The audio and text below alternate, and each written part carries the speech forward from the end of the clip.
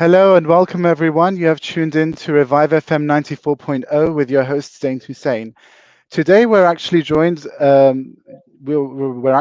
by an amazing guest, Mayor Yvonne Aki-Sawyerr of Freetown, Sierra Leone. Mayor Yvonne, it's amazing to have you on this show today. Thank you so much, Zain. It's really great to be here, and good evening, everyone. Okay, so Mayor Yvonne, I've already introduced you as the mayor, and many people who are listening probably already know that you're the mayor of Freetown.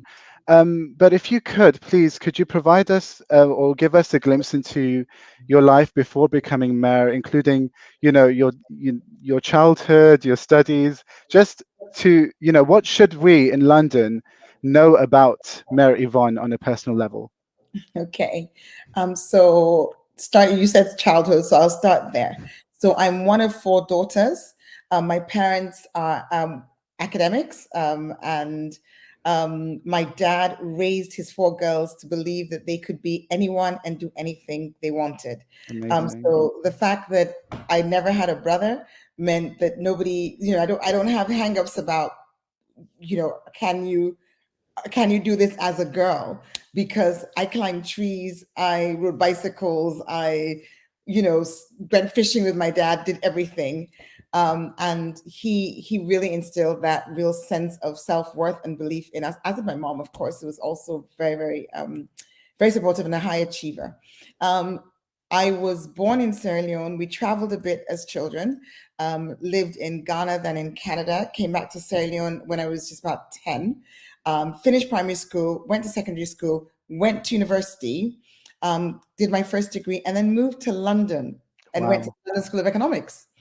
And I did my master's there before beginning to work with Arthur Anderson, who then became Accenture and Anderson's. And I was there until 2001, when I had two children by then, married a wonderful, wonderful soulmate, who I met at university in Sierra Leone, but who himself had been born here, and he also came to do his master's. And so we were both here when the war started in Sierra Yes. Leone. And I got involved then as a young mom, working full time at Anderson's, but was really unable, which is a bit of a pattern in my life, to just watch the destruction. So campaigned against the trade in blood diamonds, set up a not-for-profit, had that not-for-profit, in fact, is now 22 years old. And it's still going. Initially, we were working with displaced children and their mothers, but we moved on and continued to work with ex-child soldiers, with young people after the end of the war. And today we work with disenfranchised, disadvantaged kids, of which there are many. And we particularly focus on kids affected by Ebola in 2014, then the mudslide, and we continue to mentor and provide scholarships for girls. So whilst all that was going on, I was, where was I? 2001, left Anderson's, started working in a business, real estate here in London, and then our focus, my husband and I, has always been Sierra Leone. So our business took us to Sierra Leone, where we started the construction of the first five-star Hilton hotel.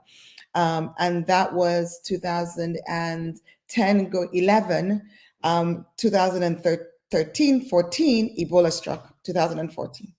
I was physically in London, again got involved, raising the issue in the international press, doing road shows, working with DFID once the UK government announced that they were going to support, helping frame that support and providing Sierra Leone perspective information into meetings at Whitehall on a weekly basis, having also been running these roadshows, encouraging medical professionals, particularly those of African origin, to volunteer and be part of the response.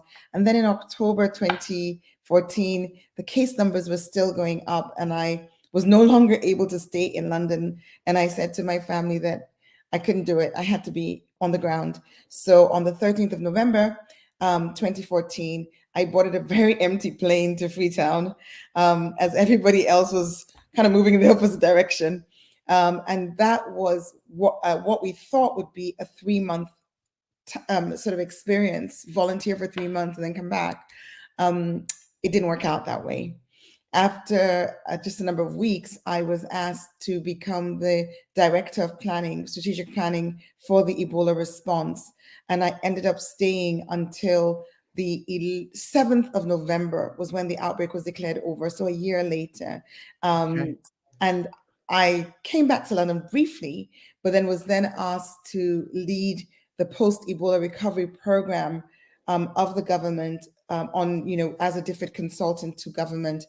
And that was the process, that was the experience, which on top of everything else that had happened, really opened my eyes to the extent of the crisis that we were experiencing with sanitation. I'd always been very aware, and that just kind of came home more acutely once the outbreak was over and I had a moment to look around and see the environmental degradation that was going on. So in May 2017, a friend said, "You really should run for mayor." And Yeah. I said, "You must be crazy."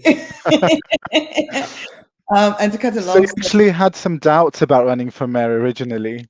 yeah, I mean, like it only lasted about 24 hours. So it was a Tuesday 23rd. And I went to bed. I woke up in the morning. I called my husband. I was like, "You're not going to believe this. So and so said you should run for mayor. And you know what? I'm thinking about it." And within about 4 weeks, the decision was made, and that was just 9 months to the election. I'd never been in politics before.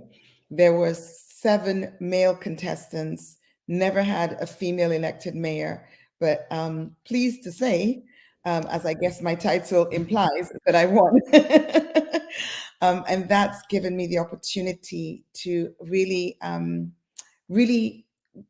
work through and implement a lot of the burdens and the issues that I've seen from the charity work, from the private sector work, and then through the Ebola experience, most significantly with a primary focus on environmental considerations, which both sanitation and sort of deforestation speak directly to.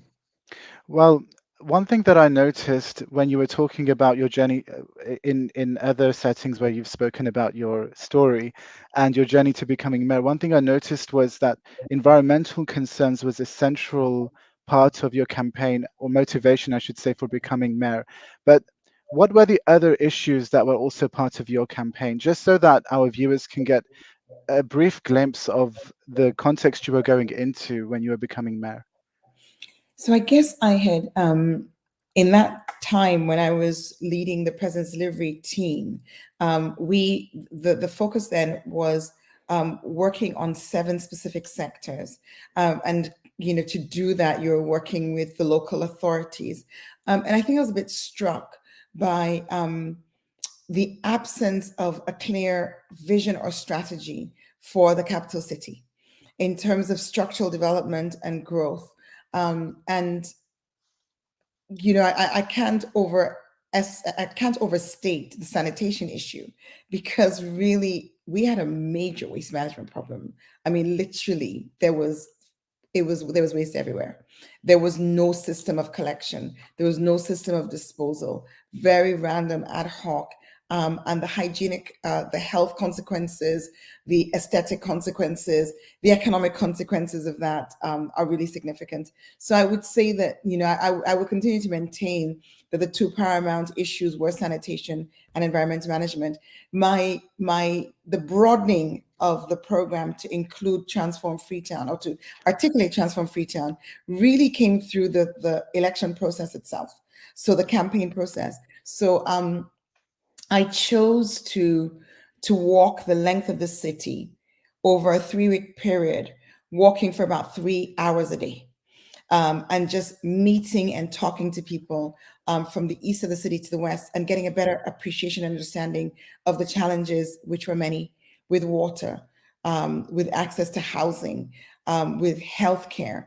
So Transform Freetown then became a holistic approach to these challenges of our city, which are largely due to a combination of significant rural urban migration, which is now again fueled by climate change. So a Yes. really fast growing population in the city. Obviously, there were other factors. The war was the initial big push.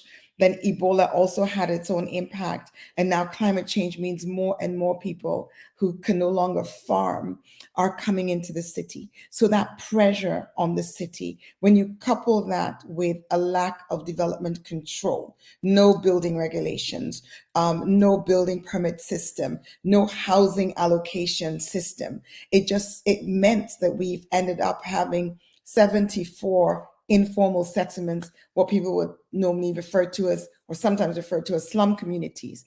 And that really has a devastating impact on the lives of those who have no choice but to live in these communities, but also on the wider society and on the prospects for the growth of Freetown. So really pulling this sort of integrated approach with 11 priority sectors and setting out 19 specific targets, which we've agreed with our residents, which we've come up with our residents through an initial focus group session where we sat with 15,000 people over about 2 months Wow. in groups of, there were 322 groups.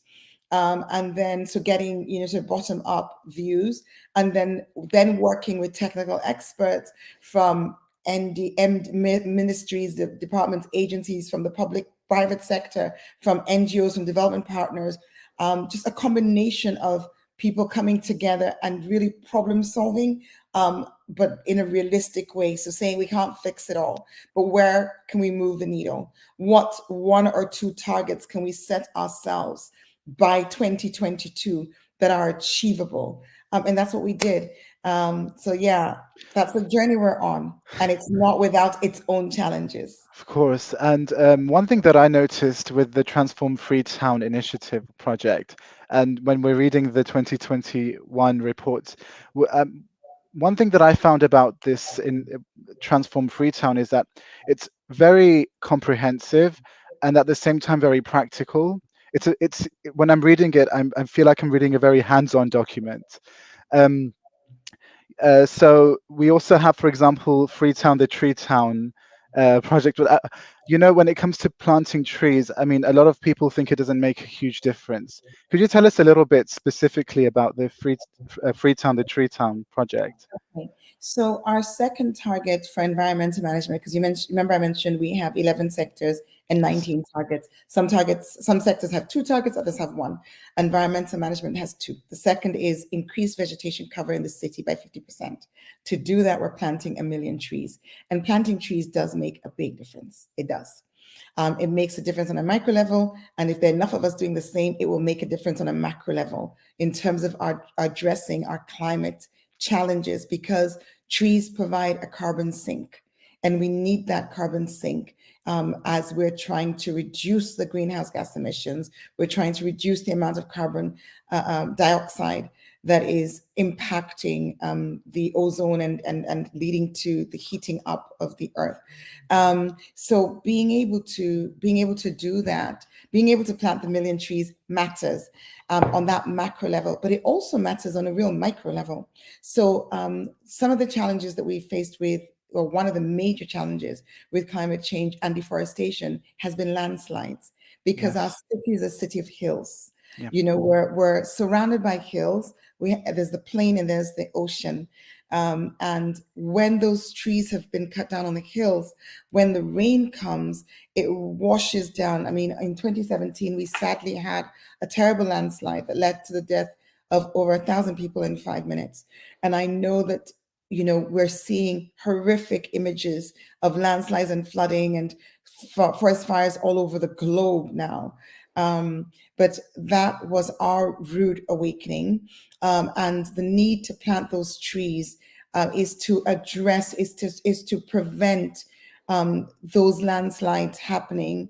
Of course, you can't stop everything, but you do need to mitigate. You need to put things in place which will do their best.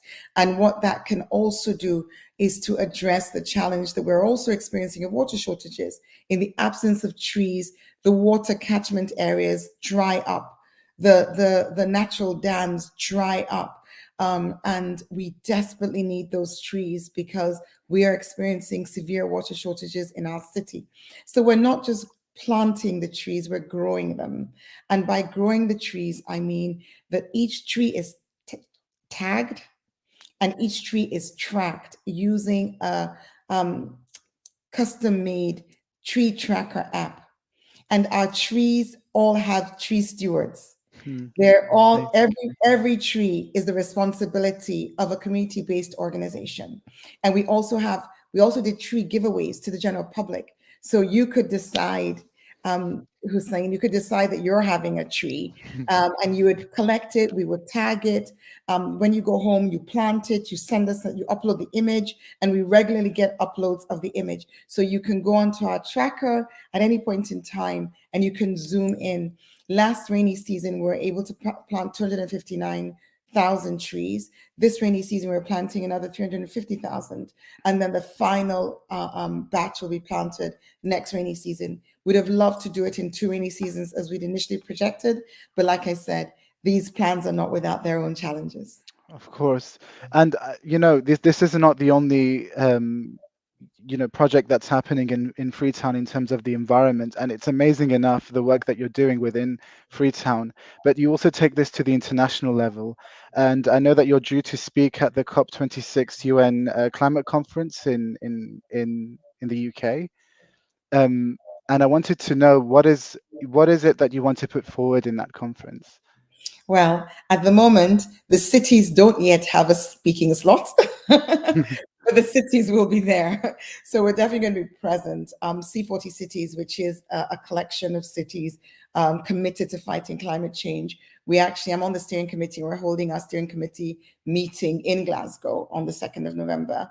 And we'll wait to see. I'm sure there will be eventually a slot for cities, and it may well be taken by the president of C40s. I'm a vice chair, but our voices are collective. And this, what we're saying is, when it comes with dealing with climate change, whether it's from the perspective of mitigation or adaptation, what do we need to do to change our homes? What do we need to do to move people from low-lying areas up to safer areas?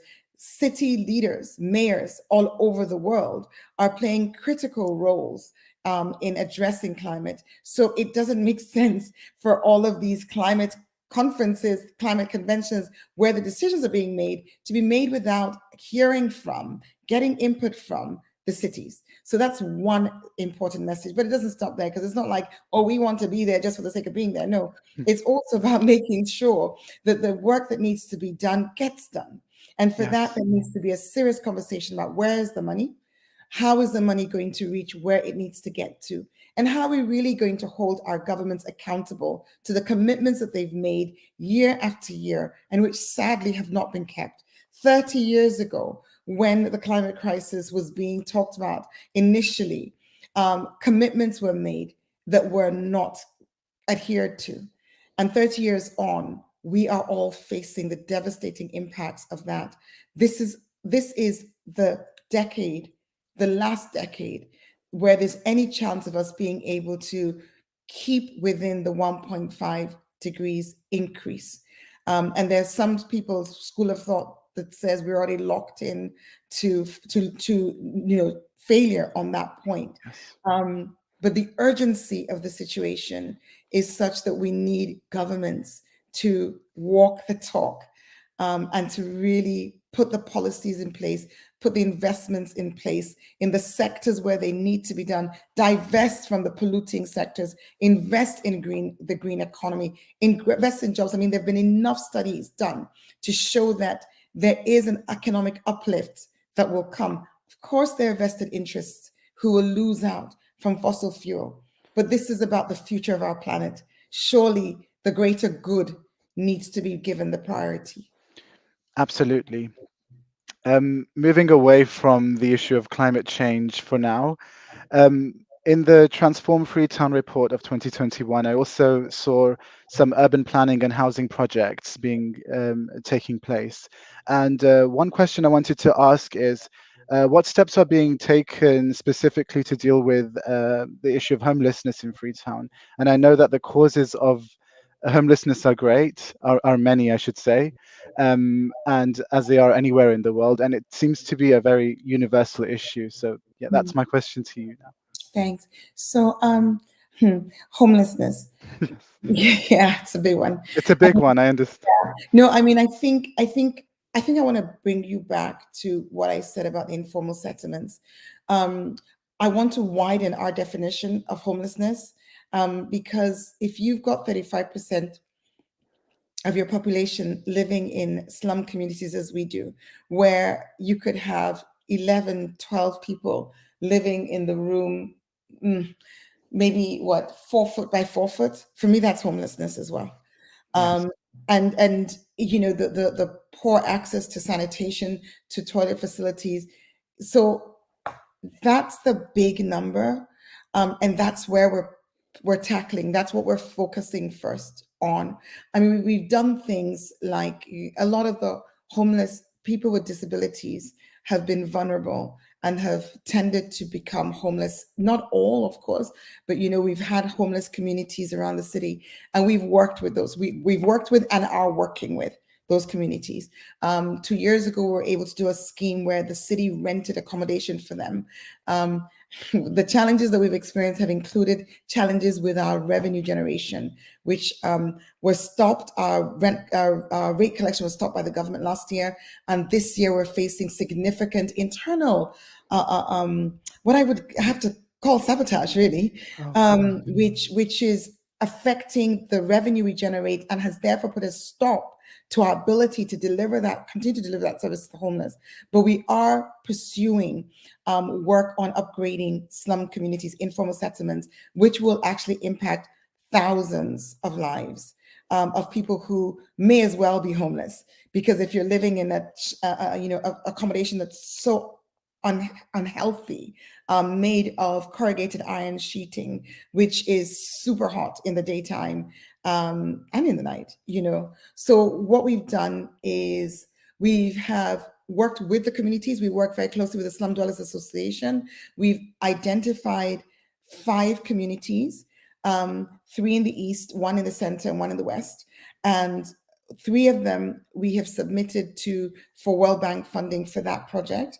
And the other 2, we've been able to work with a consortium of non-governmental organizations to raise some philanthropic money, to build. And so it's a combination of upgrades and relocation. The Slum Dwellers Association have a slogan: upgrade where possible, relocate where necessary. So we've done soil assessments. Many of the communities on of the coast are actually living on banked land where they've used garbage, literally waste, to basically create land. Um, and so that isn't strong enough. So we've kind of done the soil test on what's there, what we can build. We've engaged them about the nature of the housing. We've engaged with communities in other parts of the world where they have successfully done slum upgrading. We recently had a call with an organization in Indonesia, where they were looking at the challenge of doing a slum upgrade where you move people from that environment into high-rise buildings, thinking they're improving their lives, but actually you're taking away from their lives, because you know, in their small little informal settlements, their homes were multi-purpose buildings. You do business there, you sell, small goods or commodities from there, you maybe do hairdressing from there, and then you take that person and you put them up on the 4th floor. All of a sudden their access to income has gone. So we've been doing all of this research, and really listening to our communities as well, and asking things that you would think would be very odd. So we had questions about toilet facilities. Would we want a toilet facility in every house? And they said, oh, yeah, because there are no toilet facilities in many of these communities at the moment. yeah, And their answer was, no, we'd prefer to have a communal one and use that extra room as a bedroom. So these are difficult. Yeah, I can see your expression. So this yes, is this is the reality. So yes, when we talk about homelessness, I'm trying to show you that there is different levels, and our target is on addressing what is our wider problem, coming up with a solution which we hope will be scalable across our slum communities. So we're targeting 5 out of 74. But if we're successful in rolling out something which gives dignity, which gives people a decent home, gives people access. We have had no less than 10 fires from the start of this year in informal settlements. And every single time the story is the same. The fire engines cannot get in because there are no roads. And I've stood on the edge of communities watching them burn, without being able to get close, without people being able even to get to water. So, as part of the informal settlement upgrades, it's doing the most basic things like ensuring there's road access. It means you have to de-densify. You need to spread it out, which also means you've got to do some relocation. So we're also working on, so the funding from one source will do the upgrades in terms of the philanthropy money. The funding from one source will do the upgrades. The funding from the other source will do the new settlements outside of the city. So partnering with our neighbor council. I said earlier that a key message is that we need access to money. And with climate change comes more challenge for these coastal communities and for the hillside communities. And we're not coming and saying, give us handouts. But there's a reality. We weren't the biggest emitters. Yes, we have our own problems, but that rural urban migration I just described is caused by climate change that we contributed very little to creating. The side of our problem, lack of development control, because a better job should have been done.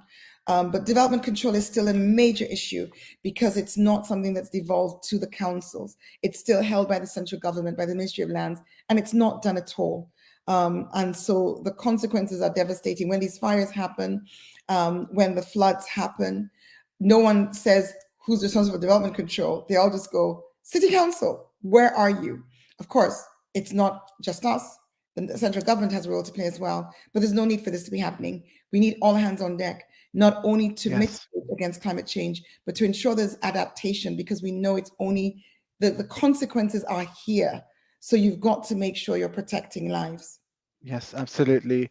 Mayor Yvonne, I have to say that when you're speaking, your passion is infectious, and I'm really, I'm quietly listening to you, also because I'm learning from you, and also because, I'm agreeing. Of course, I'm agreeing with a lot of what you're saying, particularly as, you're saying some countries are not, creating the most emissions, but they're suffering the most as a result of climate change and, the greenhouse gases that are being emitted by some people and some nations more than others.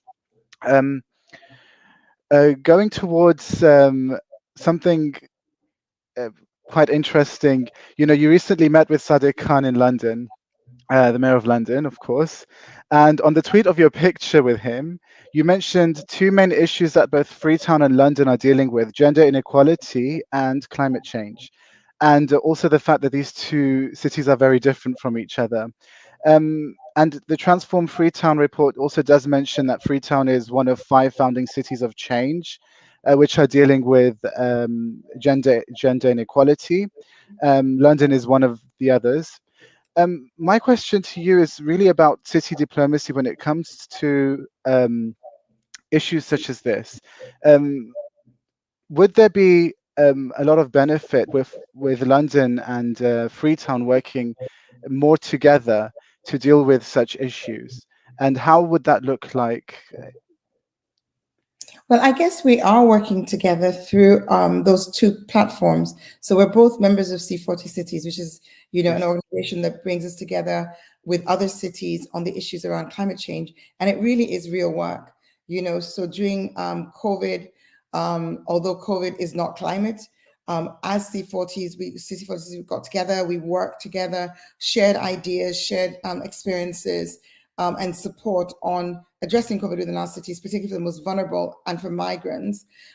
We also did the same in terms of working through, we had set up, there was a task force chaired by the mayor of Milan, to look at a post-COVID recovery strategy, what we should focus on to ensure that we kept our eyes on green and we committed to policy. So on change is again a platform started by the mayor of Los Angeles, but really where we commit to cities to put in place policies, deliberately put in place policies that sort of challenge gender inequality, whether it's the pay grades in our municipalities, within our institutions, whether it's access to services that our residents have, ensuring that women aren't left behind. So these platforms exist, and they are sort of effective, and they do bring our cities, the various cities, together.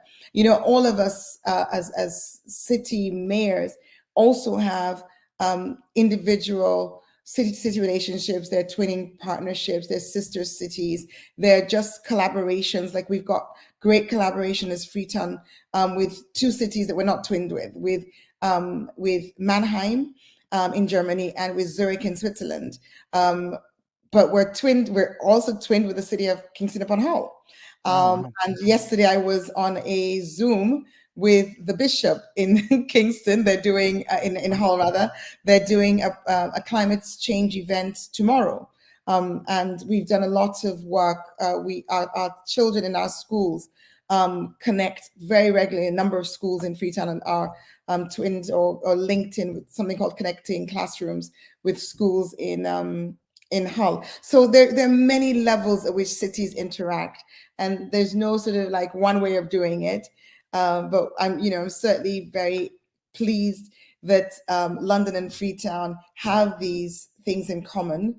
As I said before, our challenges are different in scale. I just will smile quietly when I think of your facial expression when I talked about the choice of, do you have a toilet in your house or do you have a toilet outside? Exactly. That's quite a difference.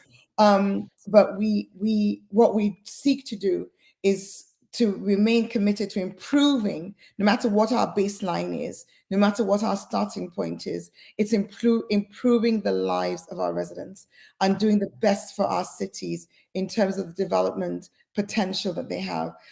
We might be in a different place to London, but we intend to keep moving forward. So I mean, I really wanted to follow up on everything, but we've come towards the end of our show.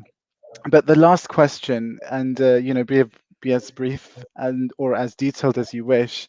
Um, but the last question I wanted to ask was: you delivered a TED talk where you talked about turning dissatisfaction into action, and I'm someone who gets demotivated quite a lot, and I know that a lot of young people like me are often very demotivated, and even, and I feel like it's a universal problem wherever we are and whatever background we come from, and of course the scale is different wherever we are. But I mean, what would be your advice for those of us who actually feel demotivated to make a change? Because you're an amazing example of someone who saw a problem and you came back to Sierra Leone and you made the change. You turned dissatisfaction into action.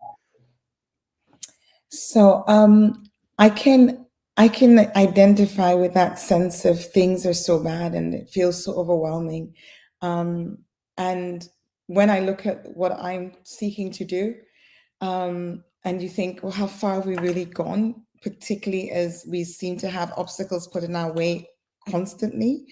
But over the years, whether it was blood diamonds, fighting against that, or Ebola, or being a part of helping with the mudslide when it happened, whatever it is, I think myself, like you, we always have a choice about what we're going to do, and it's up to us to choose to not give up.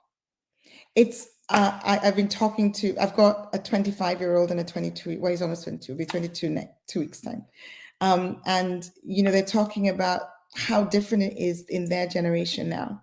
As you look at climate change, as you look at house prices, as you look at unemployment, and how easy it is to just feel like, well, there's no point. There's always a point.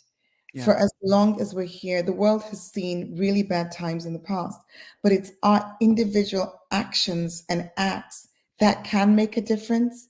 If you look back to, and people will argue, well, what was the point of talking about the civil rights movement when in 2020 we were facing Black Lives Matter? Yeah. We did move the dial. Individual and people's lives changed. The same was said, when SLWT, which is a not for profit, we started. I remember someone saying to me, there are hundreds of thousands of children affected by the war. You're going to impact hundreds? Like, why bother? And I can't remember when I first heard it, but somewhere along the line, I once read a story about some starfish being washed up onto a beach, and a child standing by the sea, just throwing them in one at a time. And the man saying to the child, why are you doing that? So because everyone that goes in, that's one life that's saved. And I think we all can make a difference no matter where you are. You know your story. Listening to me, what it is that's you are deeply dissatisfied about. Because we all have our individual burdens. We have the things that bug Absolutely.